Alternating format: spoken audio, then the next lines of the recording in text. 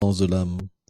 Ils prennent refuge dans l'athéisme en pensant que leur corps est leur véritable soi, et ils s'engagent dans des actes de violence. Ils sont la personnification de ce qui est de mauvais augure, et prennent naissance uniquement pour détruire le monde. Commentaire. Les êtres démoniaques sont dépourvus de connaissance de l'âme. Prenant refuge dans l'athéisme, ils pensent que leur corps est leur véritable soi. C'est pourquoi Shila Vishvacharya Thakur dit « Certains de ces asuras se sont complètement perdus eux-mêmes. Quelques-uns ont très peu d'intelligence, et d'autres s'engagent dans des actes malveillants, sont frivoles et destinés à renaître dans la région la plus infernale de la création. » Le Seigneur énonce 11 versets qui dépeignent la nature des êtres démoniaques, en commençant par celui-ci.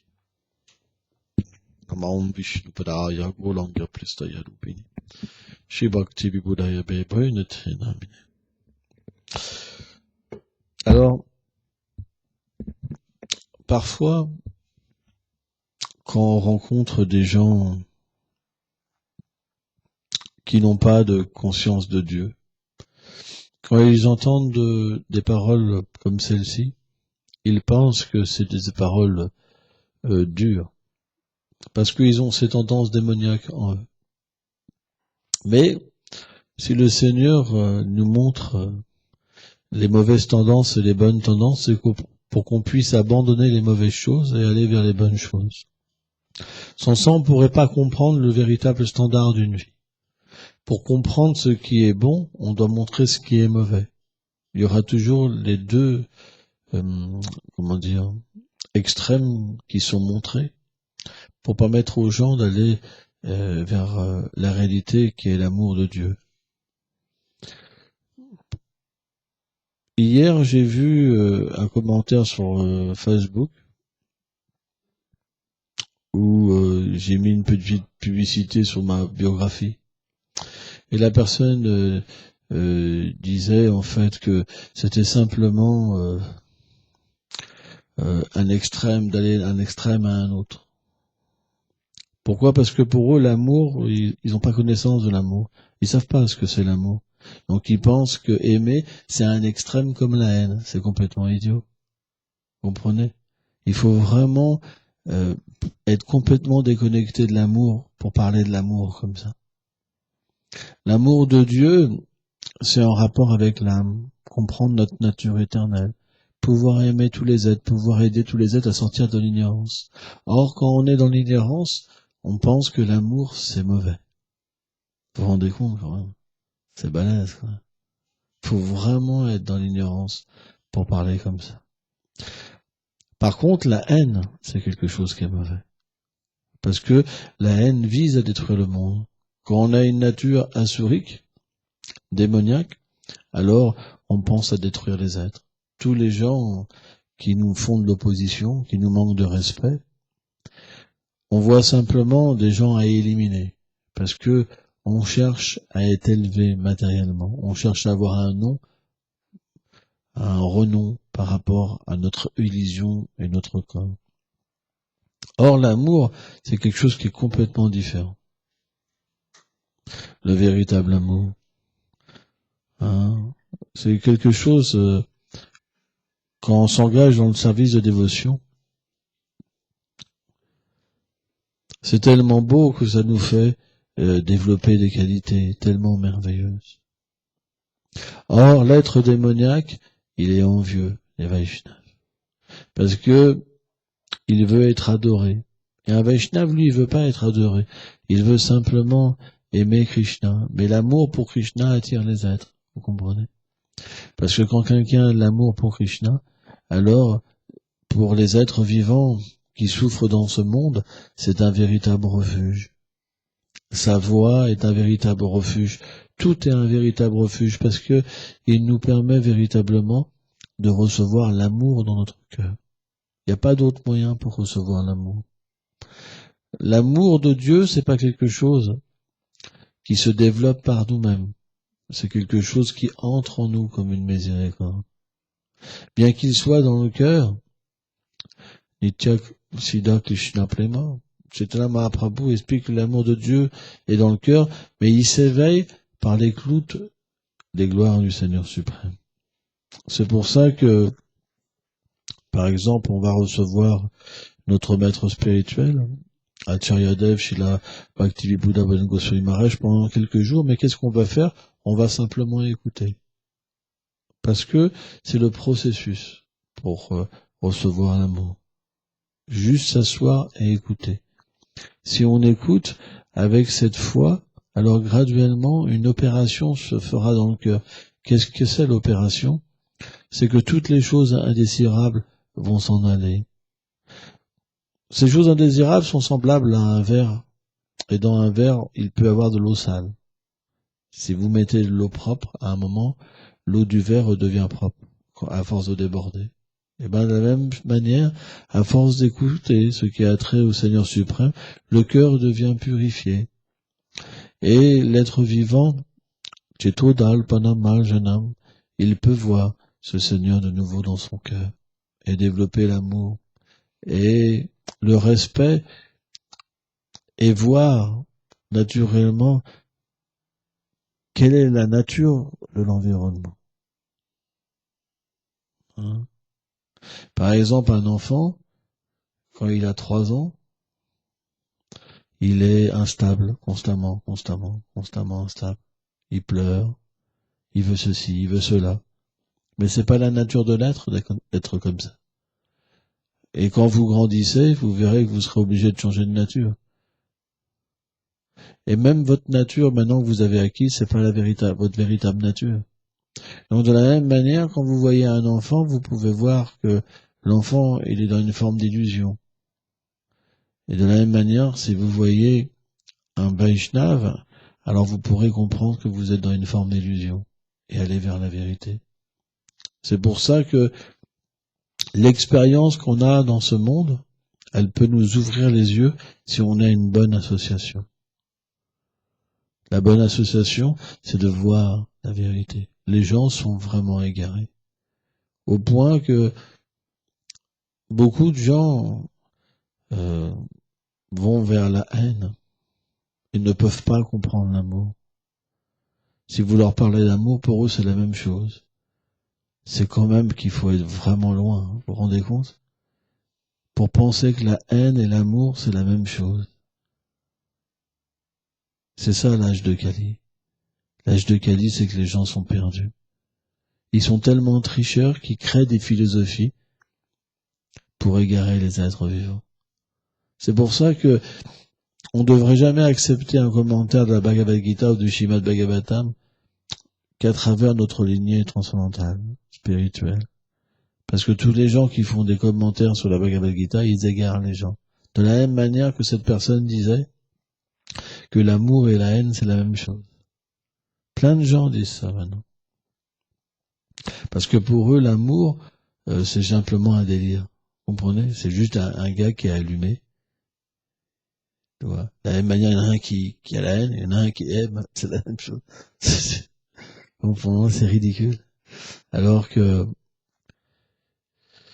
c'est pour ça, on doit prier pour ces gens qui sortent un jour de l'ignorance et qu'ils aillent vers l'amour. Alors, ils pourront comprendre qu'ils se sont trompés. Mais l'amour fait peur. Pourquoi? Parce que l'amour de Dieu va nous enlever toute illusion. Quand on va vers ce chemin du service de dévotion, alors Krishna nous reprendra toutes nos illusions une par une, tous nos attachements. Parce que son sang ne pourra pas revenir à lui. L'amour de Dieu, ça veut dire relier un lien avec Dieu. Et quand on appelle le Seigneur Krishna, ça veut dire qu'il n'y a plus de conception de Dieu, il y a une conception de l'amour pur. L'amour pur, ça veut dire que Krishna considère que vous lui appartenez et vous considérez que Krishna est à vous. Il n'y a plus de comment dire, d'indépendance. Le Seigneur est tellement parfait qu'il se donne à son dévot. Et le dévot se donne à lui. C'est pour ça qu'on dit yoga, faire un. Jésus disait, mon Père et moi, nous sommes un, par exemple. Ça, c'est yoga. Yoga. Comprenez? Mais quand on est illusionné par le corps, on peut pas comprendre. De la même manière qu'un enfant, quand on parle de ça, il peut pas comprendre. Ça va pas changer sa vie parce qu'il n'a pas la conscience pour percevoir, pour que ça touche son cœur. La plupart des temps, quand les gens sont dans l'ignorance, quand ils écoutent sur les sujets transcendantaux, ils ont envie de dormir. Et quand ils écoutent des choses matérielles comme le croassement des crapauds, alors ils sont éveillés. C'est à ça qu'on peut voir si on est influencé par l'ignorance. La passion, c'est qu'on va penser qu'on a déjà entendu ces choses-là, qu'on les connaît. Parce qu'il y a la position. On peut plus apprendre. Mais la vertu, c'est que ça rentre dans notre cœur à travers les oreilles et notre vie, en fait, s'illumine. On peut voir 3 tendances. Dormir, toujours dormir, penser qu'on sait tout, et après on devient complètement électrifié par l'amour de Dieu quand on entend. On peut voir où on se situe. Vous comprenez? Mais si on continue à écouter, un jour, on pourra dépasser l'envie de dormir et le fait de tout savoir. Et on pourra devenir véritablement des réceptacles alors de la miséricorde des Vaishnavas. Un jour, c'est quelque chose qui sera possible. Mais pour ça, il faut naturellement un esprit de service. Et le fait de se dédier au service d'un Vaishnava, c'est quelque chose qui est très important.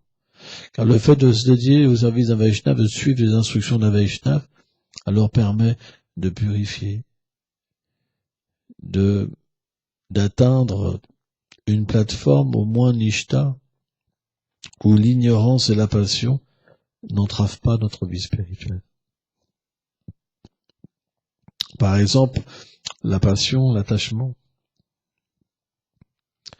On perd du temps pour tellement de choses. Vous comprenez? La peur, l'anxiété. Je vais pas avoir assez d'argent, alors que le Seigneur est derrière toute chose. En fait, c'est nous-mêmes qui nous faisons du mal. Parce qu'on empêche finalement le Seigneur d'être derrière nous et de nous aider. C'est la passion, l'ignorance. C'est pour ça, Nishta, le stade du service de dévotion, où simplement on dépend du Seigneur suprême, c'est le minimum qu'il faudrait dans notre vie. Car sans ce minimum-là, on ne pourra pas véritablement comprendre comment agir à travers notre environnement. Et on fera des erreurs. Et quand les erreurs sont faites, on doit en prendre les réactions. Et quand les réactions sont trop fortes, alors on peut même chuter momentanément du service de dévotion. Hein? C'est pour ça que on doit être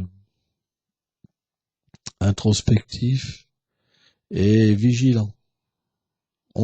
Par exemple, on voit en nous la colère qui commence à monter, par exemple. On doit être vigilant, on ne doit pas se faire emporter.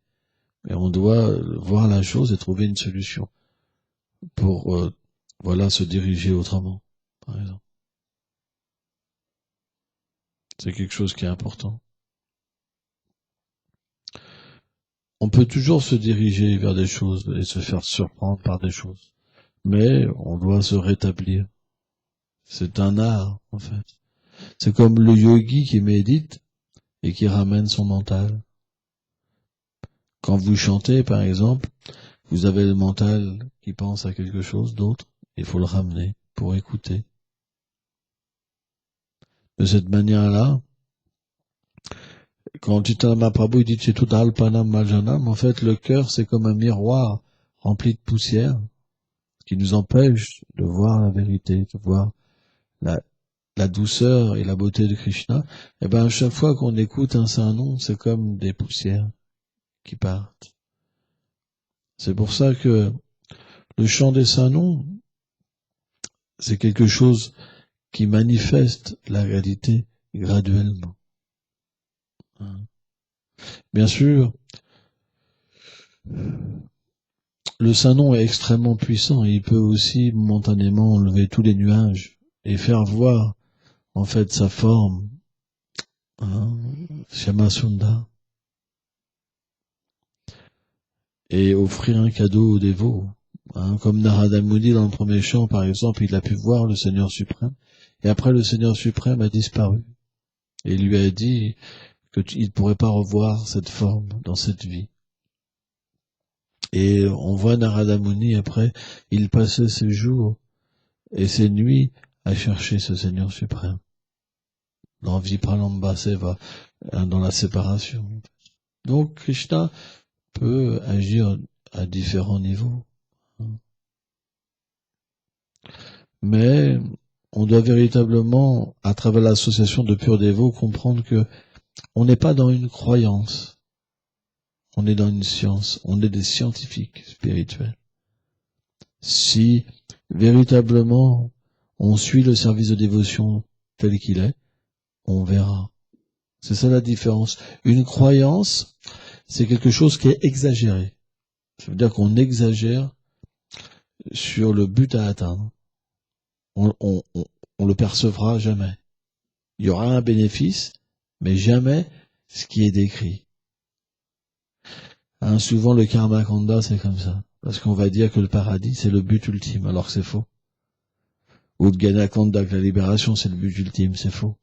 Mais dans le service de dévotion, l'âme peut être introduite dans son service éternel au Seigneur suprême. Il n'y a pas plus haut but parce que c'est la réalité éternelle de l'être vivant. Vous comprenez? Et quand c'est atteint, on atteint un monde qui est illimité. C'est pour ça que c'est le but ultime.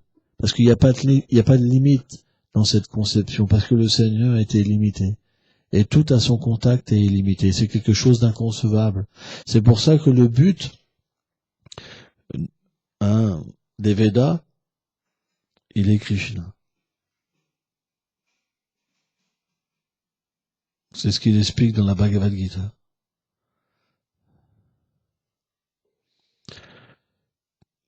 Donc on doit véritablement, tous les jours, avoir une méditation et véritablement essayer de profondément développer sa foi et vivre avec sa foi et pas dans l'ignorance. Pas avoir des moments où simplement on est déconnecté et comme un gros sac à patates, on marche dans la rue, vous comprenez? On doit toujours être en méditation, en comprenant qui nous sommes, en comprenant qui sont nos enfants, qui sont les êtres que je vois en face de moi. On ne doit pas être comme les animaux. Les animaux, ils se posent pas de questions, ils vivent par instinct. Ils sont attirés par une femme, ils vont s'accoupler, ils vont voir de la nourriture, ils vont manger. Ils vont voir de l'opposition, ils vont se défendre. Ils vivent que par instinct. C'est ça qui différencie l'être humain de l'animal. Or, si l'être humain, il vit par instinct, c'est juste un animal. C'est pour ça que si vous n'avez pas la conscience de Dieu, ça veut dire la vision de la Bhagavad Gita dans votre vie, alors comment vous pourrez progresser? Je vais donner juste un exemple pour finir. Même pour vivre comme un animal, on doit avoir une certaine connaissance. Ça, c'est bon à manger. Ça, c'est pas bon à manger. Ça, c'est un danger. On est bien d'accord, même l'animal a de la connaissance. Mais qu'est-ce qui diffère l'animal d'un être humain? C'est que si on a la connaissance que Dieu nous donne, transcendantale, alors on voit la vérité. L'animal, lui, il n'a pas accès à ça. C'est pour ça qu'il faut étudier et appliquer dans la vie. Et à partir de là, graduellement, on sortira de la conscience animale. La conscience animale, finalement, c'est qu'on vit que pour nous, déconnecté du Seigneur suprême. On n'a pas de lien dans le cœur. C'est pour ça que la connaissance, c'est la chose qui fait le pont et qui nous permet de sortir de l'ignorance. L'ignorance, c'est semblable à l'obscurité. Et la connaissance est comme le soleil. Là où il y a le soleil, l'obscurité, en fait, est détruite. C'est pour ça que on considère la pureté d'un écrit au niveau de conscience de Dieu qui peut nous amener. C'est pour ça que comme le Srimad Bhagavatam est le fruit mûr de l'arbre des Védas, on considère que c'est le summum, parce qu'il décrit les activités du Seigneur suprême. Aucune autre écriture ne dépeint qui est le Seigneur suprême. Merci beaucoup.